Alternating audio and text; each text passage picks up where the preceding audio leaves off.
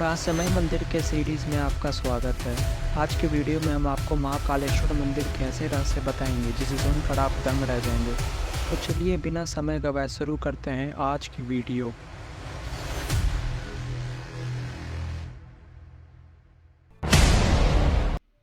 महाकाल नाम का रहस्य। आमतौर पर माना जाता है कि महाकाल का संबंध केवल मृत्यु से है, परंतु ये पूरा सच नहीं है। काल के दो अर्थ होते हैं, पहला समय, दूसरा मृत्यु। काल को महाकाल इसलिए भी कहा जाता है क्योंकि प्राचीन समय में यहीं से पूर्ण विश्व का मानक समय निर्धारित होता था, इसलिए इस ज्योतिर्लिंग का नाम महाकालेश्वर रखा गया। दूसरा कारण भी काल से ही जुड़ा है। दरअसल महाकाल का शिवलिंग तब प्रकट हुआ जब महादेव को एक राक्षस दूषण का अंत करना था। भगवान शिव उस राक्षस का काल बन के आए, जिनके बाद अवंती नगरी, जिसे अब उज्जैन के नाम से जाना जाता है, वहाँ के वासियों के आग्रह पर महादेव वहीं पर उपस्थित हो गए। ये समय यानी काल के अंत तक यही रहेंगे, इसलिए भी इन्हें महाकाल कहा जाता है। क्यों यहाँ रात नहीं बिताता कोई राजा या मंत्री? उज्जैन का एक ही राजा है और वो है महाकाल बाबा। विक्रमादित्य के शासन के बाद यहाँ कोई भी राजा रात में नहीं रुक सकता। जिसने भी यह दुस्साहस किया वह संकटों से गिरकर मारा गया। पौराणिक कथा और सिंहासन बत्तीसी की कथा के अनुसार राजा भोज के काल से यहाँ कोई राजा नहीं रुक सकता है। वर्तमान में भी कोई राजा या मुख्यमंत्री या प्रधानमंत्री यहाँ रात में नहीं रुक सकता है। इससे जुड़े कई उदाहरण भी प्रसिद्ध हैं जिनके बारे में आपको जानकर आश्चर्य होगा।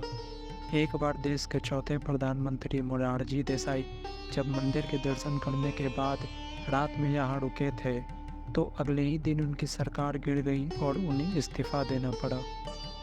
इस रहस्य को कुछ लोग संयोग मानते हैं, तो कुछ लोगों के मुताबिक महाकाल भगवान ही इस शहर के राजा हैं और उनके अलावा कोई और राजा यहाँ नहीं रुक सकता। महाकाल के भस्म आरती का रहस्य। जितना प्राचीन भगवान महाकाल का मंदिर है, उतना ही रहस्यमय यहाँ होने वाली भस्म आरती भी है। प्राचीन काल में राजा चंद्रसेन शिव के बहुत बड़े उपासक माने जाते थे। जब राजा रिपुदमन ने उज्जैन पर आक्रमण किया और राक्षस दूषण के जरिए वहाँ की प्रजा को प्रताड़ित किया, तब प्रजा ने मदद के लिए भगवान शिव से गुहार लगाई। प्रजा की गुहार भगवान शिव ने सुनी और स्वयं दूषण राक्षस का वध किया। सिर्फ इतना ही नहीं, भगवान शिव ने दूषण की राख से अपना श्रृंगार किया और वह हमेशा के लिए यहाँ बस गए। तो इस तरह से भस्म आरती की शुरुआत हुई। चिता भस्म से की जाती थी आरती। यहाँ पर भगवान शिव के शिवलिंग पर चिता की ताजी भस्म से आरती की जाती थी और इसी से उनका श्रृंगार भी होता था। एक कथा के अनुसार प्राचीन काल में प्रतिदिन एक मुर्दे की राख से भस्म आरती की जाती थी, परंतु एक बार उज्जैन के शमशान में कोई भी शव नहीं मिलने के कारण उस समय के पुजारी ने अपने ही पुत्र की बलि देकर उसकी चिता की राख से भस्म आरती की, जिससे भगवान महाकालेश्वर अत्यधिक प्रसन्न हुए। उन्होंने पुजारी के पुत्र को जीवन दान देते हुए कहा, आज से उनकी आरती कपिला गाय के गोबर के बने कंडों से की जाए। और तब से आज तक यहाँ कपिला गाय के गोबर के कंडे, शमी, पीपल, पलास, बैर की लकड़ियों को जलाकर तैयार किए गए भस्म से उनके नियमित रूप से आरती की जाती है। रहस्यमय श्रीनाथ चंदेश्वर मंदिर। महाकालेश्वर मंदिर के बारे में तो आप सभी जानते ही होंगे, लेकिन आप में शायद ही कोई ऐसा व्यक्ति होगा जो श्रीनाथ चंदेश्वर मंदिर को पहचानता हो।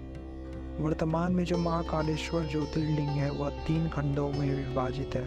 निचले खंड में महाकालेश्वर, मध्य खंड में ओमकारेश्वर तथा ऊपरी खंड में श्रीनाथ चंदेश्वर। इस मंदिर में नागरक्ष की प्रतिमा के ऊपर भगवान शिव पूरे परिवार सहित विराजमान है।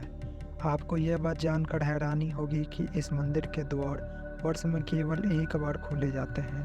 आप केवल नाग पंचमी के दिन ही इसके दर्शन कर सकते हैं। दक्षिण मुखी शिवलिंग। इस समय पूरे संसार के सभी शिव मंदिरों के स्थापित शिवलिंग और अन्य ज्योतिर्लिंग की जलाधारी उत्तर दिशा की ओर है, किंतु महाकालेश्वर ही एक ऐसा ज्योतिर्लिंग है जिसका जलाधारी दक्षिण दिशा की ओर है। इसलिए इन्हें दक्षिण मुखी महाकाल के नाम से भी जाना जाता है। मंदिर की गर्भगृह में एक गुफा है जो महाकाल मंदिर से जुड़ी हुई है, जहां भैरव बाबा का मंदिर स्थित है। काल भैरव का मंदिर देश का ही नहीं बल्कि दुनिया का एकमात्र ऐसा मंदिर है जहां भगवान को मनाई जाती है। जहां पूरी दुनिया में मंदिरों के आसपास से शराब आदि की दुकान हटा दी जाती है, वहीं दूसरी ओर महाकाल के मंदिर परिसर से लेकर इसके रास्ते तक में बहुत सारी शराब की दुकानें लगवाई गई है। यह प्रसाद बेचने वाले भी शराब अपने पास रखते हैं। आज तक ये कोई नहीं जानता कि भगवान को मदिरा पिलाने का रिवाज कब से आया और आखिर इतनी मदिरा जो भगवान पीते हैं वह जाता कहाँ है। तो कैसी लगी आपको भगवान महाकाल ईश्वर के रहस्यमय तथ्यों के बारे में? कमेंट करके ज़रूर बताएं। साथ ही अगर आपको वीडियो पसंद आई हो तो लाइक करें, शेयर करना ना भूलें। इसी तरह रहस्यमय और रोचक जानकारी को जानने के लिए हमारे चैनल को सब्सक्राइब करें।